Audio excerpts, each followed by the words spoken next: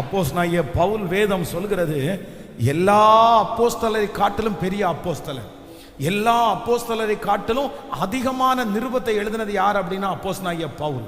ஏன்? இப்போ ஃபர்ஸ்ட் ஒரு டைம் ஆண்டவர் சந்திக்கிறாரு, சவுலே சவுலே சவுலேன்னு சந்திச்சு, முள்ளில் உதைக்கிறது உனக்கு கடினமாம். உடனே அவர் கேட்கிறார், கர்த்தாவே நீர் யார் அப்படின்னு கேட்கிறாரு.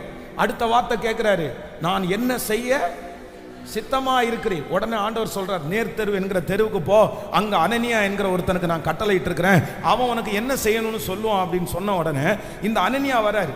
அனனியா வந்து ஜெபம் பண்ண உடனே குருடா இருந்த கண்ணு சரியாயிருக்கு. நீங்க அடுத்த வசனத்தை பாசிங்க. ஃபர்ஸ்ட் தொடங்கும் போதே என்ன தொடங்கும்னா, எங்க இருக்கிறார் அவர் அப்படின்னு கேட்டா, அவன் ஜெபம் பண்ணி கொண்டிருக்கிறான். அவ்வளவுதான். அந்த ஊருக்கு போயிட்டாரா, ரட்சிக்கப்பட்டாச்சா, ஜெபம் பண்ணியாச்சா, அடுத்து உடனே அங்க அடுத்த 2 நாள்ல மேரல நின்னாச்சு, ஏசப்பா பத்தி பிரசங்கம் பண்ண ஆரம்பிச்சாச்சு. அவ்வளவுதான். கொஞ்ச நாள் அங்க இருந்தோன்னா அடுத்த ஊர் அடுத்த ஊர் அடுத்த ஊர், அவ்வளவுதான். ஊழியம் தொடர்ந்துருச்சு.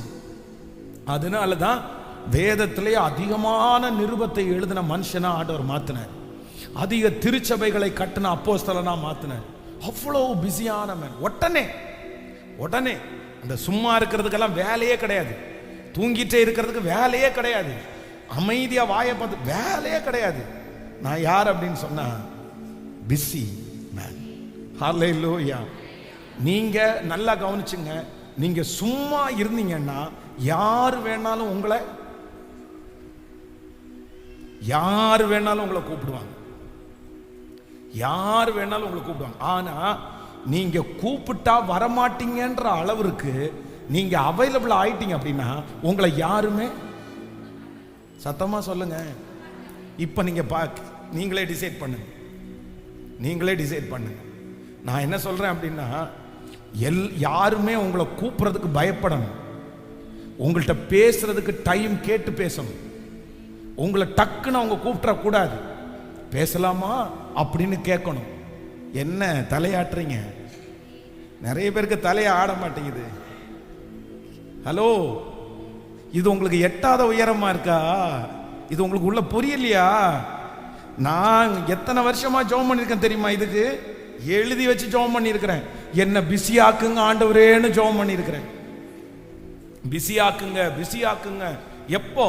கிட்டத்தட்ட ஒரு 20 வருஷத்துக்கு முன்னாடி நான் 21 நாள் உபவாச ஜெபம் ஆரம்பிச்சேன். அப்பல இருந்து ஜெபம் பண்ணிட்டு இருக்கிறேன், என்ன பிஸி ஆக்குங்க. இன்னைக்கு இந்த பலிபீடத்தில் நிற்கும் போது கர்த்தர் அந்த ஜெபத்தை கேட்டா அப்படின்னு நான் இருக்கிறேன். ஹல்லேலூயா. அப்போ நான் சொல்றேன், நான் ஜெபிப்பதற்கு அதிகமாய் செய்கிறவர். யாருக்கு தெரியும், இந்த 100 நாள் ஜெபம் முடிஞ்சதுக்கு பிற்பாடு ஒரு பெரிய பொறுப்பை கர்த்தர் உங்க தலை மேல வைப்பார். இந்த 100 நாள் ஜெபம் முடிகிறதுக்குள்ள ஒரு அரசாட்சியில கர்த்தர் உங்களை உட்காருவார். உங்களுக்கு ஒரு நெருக்கமான ஒரு ஷெட்யூல ஆண்டவர் தருவார். நீங்க ஓடுவீங்க, உங்க பிள்ளைங்க ஓடுவாங்க, பிஸியா ஓடுவாங்க. ஏதோ ஒரு தகப்பன், ஏதோ ஒரு தாய் இன்றைக்கு வருத்தத்தோட, என் பிள்ளைய நினைச்சுதான் பாஸ்டர் நான் கவலைப்படுறேன், அவனை எப்படியாவது ஆண்டவர் ஓட பண்ணணும், எப்படியாவது அவன் பிஸி ஆகணும், அவன் சும்மா இருக்கான், எனக்கு கஷ்டமா இருக்குது, வேலையே இல்லாம இருக்கான், எப்ப யார் கூப்பிட்டாலும் போயிடுறான் அப்படின்னு அங்கலாய்க்கிற வருத்தத்தோட வந்திருக்கிற ஒவ்வொரு தாய்க்கும் தகப்பனுக்கும் ஒரு நற்செய்தியை கர்த்தர் தருகிறார். அந்த பிள்ளை பிஸி ஆகிறது மாதிரி கர்த்தர் ஒரு அற்புதத்தை செய்வாராக. அந்த பிள்ளையை கர்த்தர் ஆக்டிவ் ஆக்குவாராக. அந்த பிள்ளையினுடைய தலையின் மேல ஒரு பொறுப்பு வைக்கப்படுவதாக. கைகளை மேல உயர்த்தி சத்தமா ஏசப்பாவை பார்த்து, தகப்பனே முழு பலத்தோடு கிருபாண்டவரே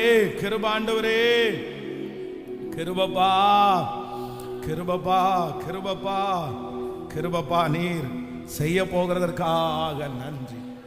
ஹல்லேலூயா. ஜெபம் பண்ணுவீங்களா?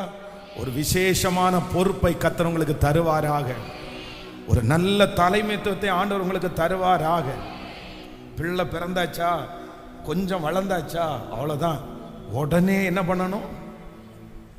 அடுத்த வேலையை பார்த்து போகணும். அப்படியே பிள்ளைன்னு உட்காந்துட்டீங்கன்னா, பிள்ளை காலேஜ் படித்து முடிச்சதுக்கு அப்புறம் கூட நீங்கள் வீட்டை விட்டு வெளியே போக முடியாது. அவ்வளோதான். ஒரு டைம் உட்கார்ந்துட்டீங்களா, ஒரு 3 வருஷம் உட்கார்ந்துட்டீங்களா, அதுவே உங்களுக்கு பழகி போயிடும். அப்படியே உட்கார ஆரம்பிச்சிருவீங்க. அதுக்கப்புறம் உங்களால் எந்திரிச்செல்லாம் வர முடியாது. அது ரொம்ப கஷ்டமா இருக்கும்.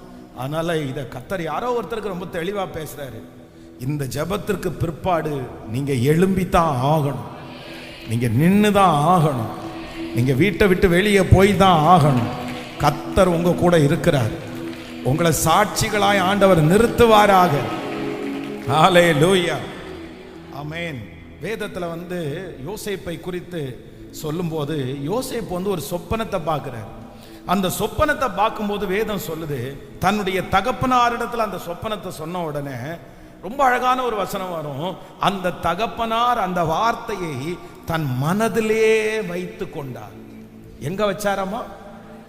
அந்த சொப்பனத்தை, தன்னுடைய மகன் பார்த்த அந்த தரிசனத்தை, வாக்கு தத்தத்தை நீங்க ஆதியாகமம் 37ஆம் அதிகாரத்தினுடைய 11வது வசனத்துல வாசிக்க முடியும். ஆதியாகமம் 37ஆம் அதிகாரம் 11வது வசனம். அவன் சகோதரர் அவன் மேல் பொறாமை கொண்டார்கள், அவன் தகப்பனோ அவன் சொன்னதை மனதிலே வைத்து கொண்டான். மனதிலே வைத்து கொண்டான். அப்போ ஒரு ஆண்டவருடைய பிள்ளை வாக்கு தத்தங்கள் நிறைவேறணும்னா ஆண்டவர் சொல்றதை என்ன வைக்கணும்? எங்க வைக்கணும்? மனசுல வைக்கணும். ஆனா நம்ம நிறைய பேர் செய்த தவறு என்ன அப்படின்னு சொன்னா, ஆண்டவர் சொன்னதை மனசுல வைக்காம எடுத்து போட்டுட்டு திருப்பி பிசாசு சொன்னதை நிறைய பேர் மனசுலயே வச்சு திரிறாங்க. பிசாசு வச்ச நெகட்டிவ், பிசாசு வச்ச காரியங்கள் அதெல்லாம் மனசுலயே சுமந்துட்டு இருக்குது. இன்றைக்கு இந்த ஜெபத்துல இருக்கிற நீங்க அப்படி ஒருவேளை உங்க மனசுக்குள்ள என்ன இருக்கு? யார் வச்சது இருக்கு? ஆண்டவர் உங்க மனசுக்குள்ள வச்சது இருக்கா? ஆண்டவர் உங்களுக்கு சொன்னது இருக்கா? இல்ல பிசாசு உங்களுக்கு சொன்னதை மனசுல வச்சிருக்கிறீங்களா? சத்துரு உங்களுக்கு சொன்னதை மனசுல நீங்க வைப்பீர்களே ஆனால் இன்றைக்கு ஆண்டவரிடத்துல கேளுங்க. கிடையாது.